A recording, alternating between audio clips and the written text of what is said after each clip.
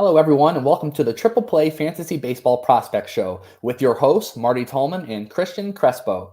This is a brand new show on the Triple Play Fantasy YouTube channel where Cristian and I are going to break down the top 10 prospects in all 30 farm systems around baseball. So please make sure you subscribe to the Triple Play YouTube channel so you do not miss a beat.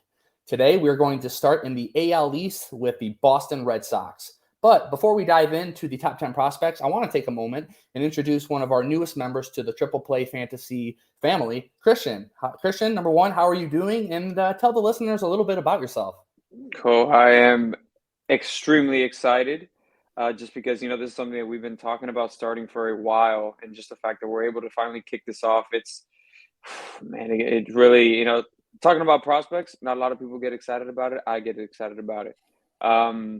And it just goes back to my love for the game. And when that started, I was around 4 or 5 years old. Distinctly remember rocking back and forth on my great grandfather's lap, watching the Florida Marlins games on the TV, muted, to say the least. But the reason why I was muted is because behind us would be his little tune radio on the Spanish broadcast. Because my great grandfather, There Cuban, we go. listening to Cookie Rojas and Yeah. Fellow Ramirez on the radio. It was a lot of fun. Something that you just one of those nostalgic moments that you get. But yeah, love for the game started then, and from there, I always knew that baseball was going to be my life. Played as a little kid all the way through high school, wasn't that good, so I had to stop there. But like I said, always knew I wanted to work in the game. So as soon as I graduated high school, I was actually lucky enough to, well, not lucky, but I worked hard and, I got to get my foot in the door working with a major league organization, their marketing department. And, started there, built the relationships. And from there, I actually then went on to work another 4 years with a different organization, but in player development, which is always something that I wanted to do. And not only in player development, but I was actually able to work a lot with the minor league system. And that's where the love for prospects came because I even got to spend an entire year traveling with one of our affiliates and just watching baseball from that level. It's a newfound love. You get to travel to all these different cities and, they're not the most fun. So baseball really becomes the only thing that you do. And, you get to see I was blessed enough to see one team, Bowling Green Hot Rods, the then low A affiliate for the Tampa Bay Rays. And picture this: imagine going out and seeing a team with Wander Franco, Shane McClanahan, Shane Boz, Joe Ryan, Matt Liberatore, Yes. just on one team. Yeah. And all those guys are making, other than Liberatore, all those other guys are making impacts at the major league level Mm-hmm. now. And I got to see them in low A. Like, that's the kind of stuff that you got to see. You develop a newfound love for the game, and that's how I got to where I am now. That's awesome. And I absolutely love this project for me because I'm just really heavily diving into prospects. And at the end of the day, minor league baseball is the heart of baseball. Oh yeah. All of these little towns all across the country, this is their lifeblood. This Yep. is what, this is more important to them than Major League Baseball. So Yep. I'm so excited to, number one, have you on the Triple Play Fantasy team, not only because you have tons of experience actually with the minor league system and in player development, but also because you're such a great guy. But all right, so let's now hop into the Boston Red Sox organization. And before we tackle each one of the prospects, Cristian, break down just overall, how is the farm system looking in Boston? Well, farm system really took a turn, and a turn for the better, because what Hein Bloom brought over from Tampa was incredible. And I mentioned, just talking about the team that they had in 2019. I mean, that's what he's bringing over to the Red Sox, and through development, through scouting and the draft, a lot of these things, they're all important to building a winning culture. And you want to make sure that you build a winning culture throughout the minor league system. And that's what Hein Bloom is bringing to the Red Sox, because they didn't always have strong farm system. And, they were always trying to compete with the Yankees through their bank account. Right. And you can't really always do that. You gotta build your own homegrown talent. And they're doing a lot of that now. And it's really exciting to see. Yeah, and I see when we were talking on air, they've done a really good job of developing young arms. Yep. And that's something that the Red Sox have really for the last 20 years haven't been good at. And to see Tanner Houck come out and to see Whitlock, do so well and being able to develop these players from the beginning, I think it speaks a lot to what you're saying. There's this new focus on prospects, new focus on the minors and within the Red Sox organization. And that combined with their ability to spend and to trade with the best of them, I think the next 5 years are going to look really good for the Red Sox fans. So Yeah. let's start with your number one prospect. It's going to be the Marcelo Mayer. So break him down. Why is he your number one guy? So Marcelo Mayer was actually consensus supposed to be going number one in the draft this past year. Pirates ultimately ended up taking Henry Davis. Can't fault him for that. A catcher. People need catchers. Sure. But Marcelo Mayer in a deep shortstop class really separated himself from the rest. And 19 years old, really athletic, clearly still filling out into his body. I mean, he has a plus hit tool from the left side of the plate. He has a strong knowledge of the strike zone, and he's able to bring his hands through the zone so smooth. And that really allows for him to hit the ball well to all fields. He's just somebody that I'm really excited about to see exactly how he develops in this organization. 2021 Max Prep first team All American in high school. I mean, these are no Yeah. small feats. I mean, he's a very talented player. Yeah, and it's pretty much between him and Casas, who we'll get into next, as kind of the 1A and the 1B, Yeah, the top prospect for the organization. But everything I've seen from him is absolutely incredible. As you touched on, he's only 19 years old. He went fourth overall in the 2021 draft, so they obviously have huge yeah, expectations for this guy. yeah. Not only huge expectations, but a huge investment in him as Mhm. well with his signing bonus. I mean, $6.6 million. That's a hefty chunk of change. It is. And what time around should we expect him to start seeing, sniffing the major leagues? So one thing that you're going to kind of see with a couple of these guys is that they are going to be a part of the next great team for the Hmm. Red Sox, kind of 2024, Okay. especially with young age, just with also the way that their roster is built now, they're going to step right into right when you see kind of some guys either fall off or move on to other organizations. That's when these guys will step up.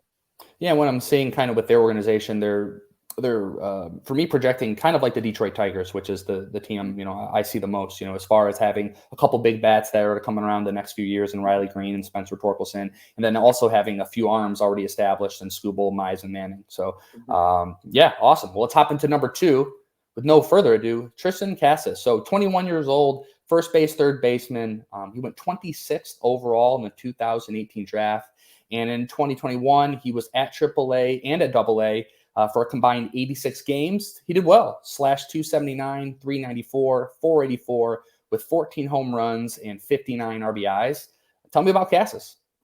Yeah, he did do very well, and not only did he do well in the minor league season, but he was also part of Team USA in the Olympics, which I know a lot of people were following. And a really cool thing of Cassis is just the way he's been able to develop into his body from where he was first drafted. I mean, I've mentioned to you this a couple times, watching the 2018 draft and just a skinny little kid walking on stage, putting on that Red Sox jersey for the first time. I mean, it's night and day difference. His body, the way it has grown into what he is now, and the way he's developed even after missing. I mean, as soon as he got drafted, it was almost immediately where he tore the UCL on his thumb.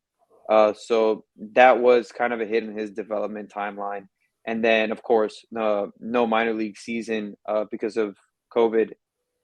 He lost that year as well. But I mean, he has still developed for the amount of raw power that he has, the power hitter that people project for him to become. He really does have a strong hit tool.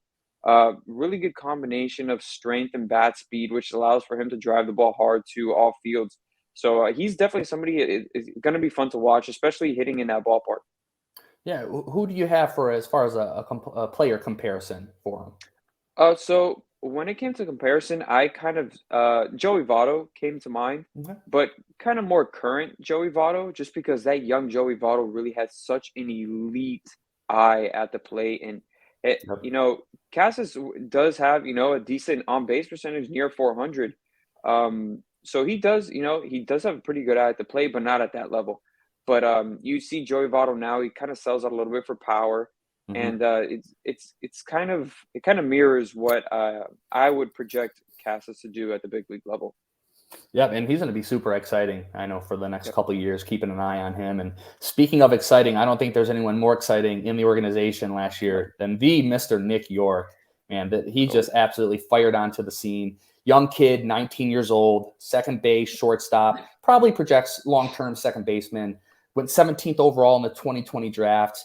And last year, I mean, or 2021, 97 games, batted 325 with 14 home runs and 13 stolen bases. Break down Nick Yorke for us. yeah, you said it when you said it burst onto the scene. Mm-hmm. Young guy, and he was known. A lot of Red Sox fans and people around the organization were kind of confused with the pick. Uh-huh. Not really. They didn't really think that he would develop into with the power that he showed this year. They knew his hit tool was good. They knew Mm-hmm. he had an advanced eye at the plate, but to produce at the level that he did when it came to home runs, I mean, it was incredible. It's just fun to watch, fun to follow. It definitely was something. Yeah, and I think his trajectory over the next few years, I mean, he's completely changed it. We had Yep. these expectations for York going into the Hmm. year where, maybe best case scenario, we might be able to get your 15 home runs in a year, 12 home runs. Yep. Now with what we've seen, there's a little bit more. And this speaks more to the development of their young players. Yep. They're taking the time, they're investing Definitely. in player development, something that is super important. And I think Yes. we're seeing almost instant dividends, So York's, I just can't. I'm so excited for him for next year. Yeah, and when it's funny because a lot of people with he had a really good hit tool. Like I said, he plays the middle infield, so a lot of people were like, "Hey, look, Dustin Pedroia, very Mhm. very scrappy player." But Yeah. I mean, the way he's filling out, even with the speed. I mean, he had 13 stolen bases in 19 Yeah, games. That 97 games. That's something. it is. Of course, minor league level, you got to see how it plays, but to combine the power with speed, that's very intriguing. Yeah, especially from like a long term dynasty asset, in a 5x5 roto league. Anytime you can get that power, you can get the speed and be able Hmm. to take right now his investment is still a little bit lower than it should be. So I'm excited for Yeah. him, in long-term dynasties. Mhm. Now speaking of getting excited, we're about to tackle the guy with the best name in Yeah, prospects and best name no in minor league doubt. baseball, the Blaze Jordan. 19 years old, third baseman, came out of the 2020 draft in the third round, 89th overall. 2021, he did his thing. I mean, he batted 324, had a 368 OBP and a 590 slug, 6 home runs, 26 RBIs, and hey, he even stole a base there, probably at the back end of a double steal, but hey, who cares? We'll Yeah. take it. Break down Blaze for Yeah. us. Oh, phew. Blake Blaze Jordan, power. Wow. Raw power. Just I mean, I think I saw he was like 6'2", 220 the last time they took his measurables. But not Mhm. only that, I saw Blaze Jordan in 2017 at the All-Star Game high school home run derby. And I say All-Star Game because it was during the MLB All-Star Game down in Miami. Okay, yeah. And yeah, if you saw him take BP, you would think he was practicing for the Major League Home Run Derby. He was putting balls out there. The Budweiser bar in left field, out in left field at Marlins Park, Lone Depot Park, sorry, um, absolutely peppering it. I'm Mhm. pretty sure they had to fix some of the lights on those signs Like because Stantonian bombs. it was incredible. Stanton, yeah, right. Stanton was jealous of the power that this kid had at 15, 16 years old, and um, I mean, it's there's a lot of swing and miss to his game, and Okay. it's something that comes with the amount of power that he has. Good. Because I mean, think about it. You're a young kid. All young kids, they just want to hit bombs or throw 100 miles an hour, and you know, Yep. but he's very talented, and his bat does tend to drag a little bit in the zone, but he does have that ability to hit the ball hard to all fields. And that's what makes him very, very intriguing going forward. I mean, third round, that's decent draft capital. And it's an investment. And Mhm. with the way that the Red Sox have been developing their players, who knows what he could become? Maybe he does. Maybe he is able to hit for a little more average down the line. But You just can't teach that power. No, you absolutely cannot. And just from the little bit of footage I've seen of him, I mean, he puts a definite charge into the ball. Do you have any like a player comp for him right now? So a player comp for him was very simple for me just because it stayed in the same organization. That's Bobby Dahlbeck. Okay, yeah. A guy with a lot of swing and miss, Hmm. but just immense raw power. Yep. It's just you can't miss it. It's a light show when you Yep. see him hit, especially in BP. It's crazy. Yeah, so we're going to keep an eye on him for next year. Hopefully, he doesn't completely buy into power and keeps his K percentage, Yeah. at a good clip, and he Yep. continues to work on seeing the ball better, working the plate, making sure he's getting on base.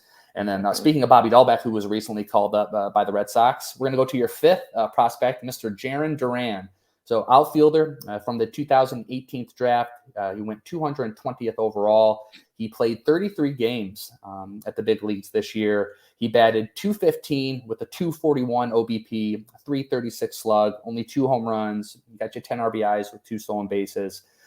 In AAA, obviously looked a lot better. I mean, that's goes without saying. 16 home runs, 16 stolen bases. Where do you see Jarren Duran over the next few years and as a fantasy player? So for Jarren Duran, he had the 33 game sample size at the big league level, but I don't pay too much attention to that just because they weren't everyday at bats. He was splitting time out there. He got benched for a little bit. He came in and spelled the guy to give him a day off. Yeah, because they were trying Um, to win. They're trying to yeah, make it to the exactly. playoffs. They were So, competing. yep. Exactly. So, they brought him up and he was able to get exposed to that atmosphere, and that's great for him. That's great for Mhm. development. But production wise, you can't really put too much into it because Okay. you've got to see him play every day. But this past year, what was really surprising about Jarren Duran was the power output that he had. Because prior to this year, he wasn't really known for, hitting a lot of home runs. He was more of an average guy, able to slash the ball, use his speed, which is probably his best tool. Use his speed to really, get on base and, produce that way. Um, so with the power that he found, he did lose some of that average. And that's kind of what you saw when he got to the big league level because he was playing in Fenway, and Fenway is not known as a lefty power hitter's park. So with him, he's going to find success when he, tries to dial that back down a little bit, kind of just find the happy medium in between the two. Just use his speed as a strength. And you talk about his speed. His speed is it's like I said, it's his best tool. It's almost elite, and you could see he had 16 home runs, 16 stolen bases. I mean, that's that's pretty decent. So it'll be fun to, especially when it comes to a dynasty aspect or any fantasy aspect. You always want to try to target speed. Maybe like me personally, I don't target speed too early. So someone like Jarren Duran is somebody that would intrigue me later on in the Yeah, I mean, drafts. his sprint speed is in the 96th percentile, so it is Yeah, very elite. You're right. he incredibly quick, and kind of goes to the player comparison that I had for him was kind of like Jacoby Ellsbury. There we go. Jacoby Ellsbury, very very good hit tool. Hmm. He had a very good career, and he had a couple seasons where he was able to hit for some power, but that's a benefit of the division that he plays in, Hmm. and that division is full of hitters parks. Jarren Duran is going to be able to run into home runs, but like Jacoby Ellsbury, stolen bases are his thing. His speed is his thing. His ability to cover ground in the outfield is his thing. So he's going to be fun to watch. Yeah, I'll be excited for him. Then I'll be really excited to see just overall where he's going in 15 team 5 outfielder draft. See if any of the big sharks are going to take a chance on him. Okay, well, let's hop into the last 5. We're going to go 6 through 10, starting with Gilberto Jimenez. Number 7, Jeter Downs. Number 8, Jay Groom. 9, Alex Benillas. 10, or number 10, Brian Bello. Christian, out of these 5, who stands out to you the most and why? So Jeter Downs for me, a lot of people have been down on him because of his past season. But you have to take into consideration a lot of people might not know he's been traded already a couple times. This is his third organization. Uh, that cannot be good for development. No, Just continue to jump around from team to especially as a young team. kid. Yeah, each team has their own way to develop players, their own system. So he has to try to make adjustments in all these different places. It becomes tough. So now that he's kind of more established in this organization, um, like all my other minor leaguers, 2020, he lost that year. which is his first full season being a part of the Red Sox organization. Or it should have been his first full year. But now he has a real full year with them. He should be up this year, so it'll be interesting to see how he produces at the major league level. I do think he's gonna, start the season off in the minor leagues, kind of get those ABs, try to build that confidence back up because confidence is key. But he's definitely somebody I'm looking forward to watching. Yeah, and I think once he does get called up, I mean, we're gonna have to see him perform, and especially Yeah, with a name like Jeter, it's so weird to yeah, see even talk about somebody on the Red Sox with the name Jeter. It blows my mind every yeah. single time.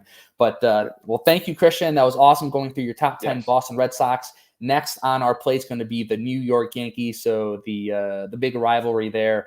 Yep. Remind or let the fans know, Cristian, where can they find you on Twitter? On Twitter at @ccrest_26. Find a lot of stuff. I'm gonna be You're doing it releasing a all, lot of stuff man. throughout the year. You're doing I'm player trying. evaluations. You're Uh, tweeting. You're doing football. You're Sending out doing the. my guys. You're doing yeah. Follow for that too, because Yeah. we're not only talking dynasty. We're talking redraft. We're talking all All, sports. all All of sports. it. Yeah. Well, awesome. Well, Yeah. thank you, Cristian. Again, this is Marty. You can always find me at Marty_Tallman on the Twitter machine here at Triple Play Fantasy. Make sure you please like the video, subscribe. We're going to be doing all 30 teams. And yeah, I can't wait to see you next time. It's gonna be a lot of Bye. fun, guys. Make sure you Yeah. follow along.